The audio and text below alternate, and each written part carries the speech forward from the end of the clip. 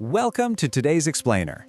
If you've ever felt completely, just entirely out of place during a massive sporting event while the rest of the world seems to be literally losing its collective mind, well, you are in exactly the right place. Today, we're unpacking the fascinating psychology of the sports skeptic. We're going to look at the hard science of why some people feel this intense social pressure to care about sports and why feeling totally indifferent might actually mean your brain is functioning perfectly. Okay, let's dive into this. So think about it. Every 4 years, the World Cup descends on the planet almost like this massive, unavoidable weather event. Offices completely grind to a halt. Grown adults are out there openly crying in public without any apology. Entire nations practically stop functioning just because a ball went slightly wide of a post. And somewhere right in the middle of this collective fever, there you are, completely unbothered, maybe even slightly annoyed that your social feeds are suddenly flooded with jerseys. You've probably been told you're weird for this, right? Or maybe you've had someone look at you with genuine concern as if you're disinterested in a football tournament is like a medical symptom worth investigating. So, is something actually wrong with you? Let's find out. It's a pretty humorous absurdity when you actually think about it.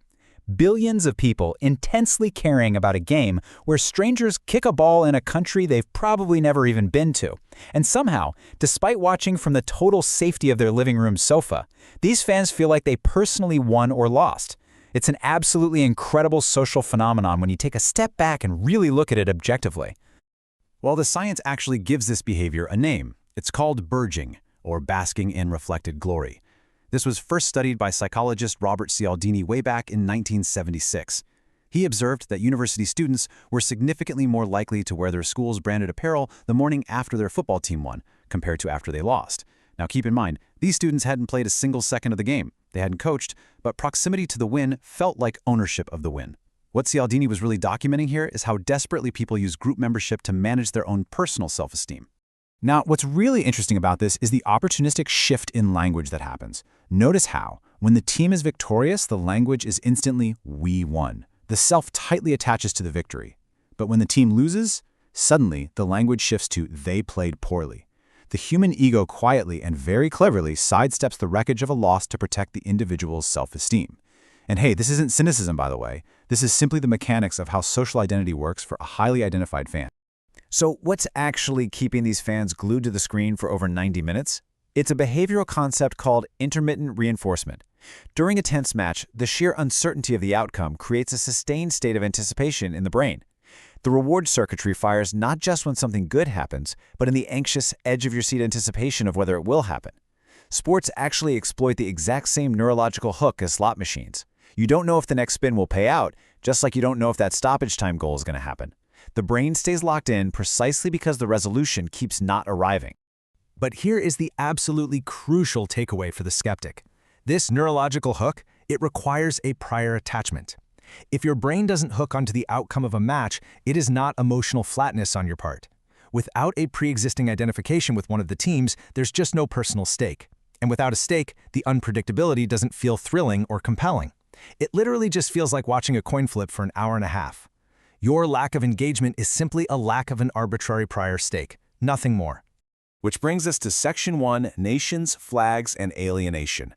We need to talk about the very specific and honestly sometimes uncomfortable social pressure that comes with international tournaments.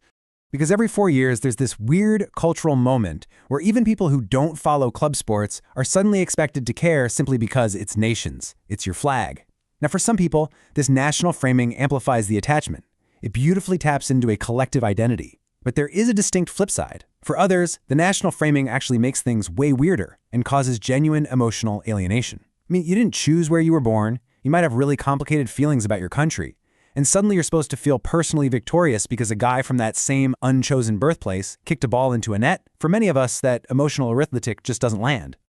Let's move to Section 2, a modern media invention. We so often hear mass sports fandom described as this ancient, hardwired biological instinct. But looking at the actual history, that's kind of a myth. In prehistory, mass-scale parasocial fandom was literally impossible. You couldn't obsessively follow a team you'd never met. It really wasn't until the 1950s that researchers like Horton and Wool began documenting these entirely new categories of one-sided emotional relationships totally created by television. And it was the mid-20th century with the explosion of color television and global broadcast rights that really created the modern scale of fandom we see today. Feeling deep, personal grief over strangers losing on a screen. That is a very recent product of mass media broadcasts, not some ancient human condition. Which leads to a rather ironic realization. The person sitting completely unbothered through a World Cup final might actually be closer to how humans were built to respond. It's wild, isn't it? Non-fans are constantly told they're missing out on this grand, universal human experience. But in reality, the experience of painting your face and crying alone in your kitchen over a broadcasted loss, that has really only existed since the invention of color television. Now, to be completely fair to fans, the research absolutely backs up the benefits of healthy fandom. Genuine fans gain self-esteem, they experience lower loneliness, and they find a real sense of shared meaning. They actually light up when their team scores. But contrast that with forced fandom, performing fake grief and enthusiasm just to avoid social friction. The motivation there is pure social pressure, and the resulting feeling isn't connection, it's just exhaustion. Borrowing a sports identity simply because the room expects it is deeply, deeply draining.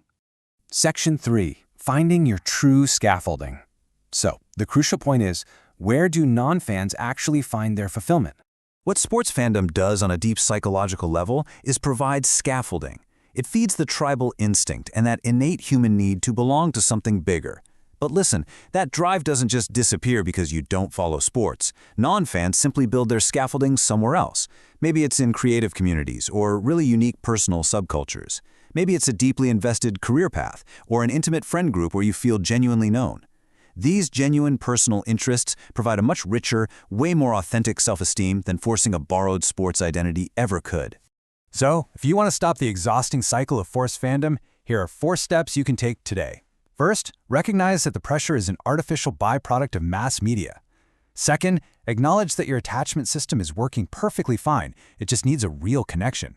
Third, give yourself permission to stop performing fake enthusiasm just to avoid social friction. And finally, confidently lean into your genuine subcultures. Recognizing your personal boundaries is exactly how you resist the pressure during these massive cultural events.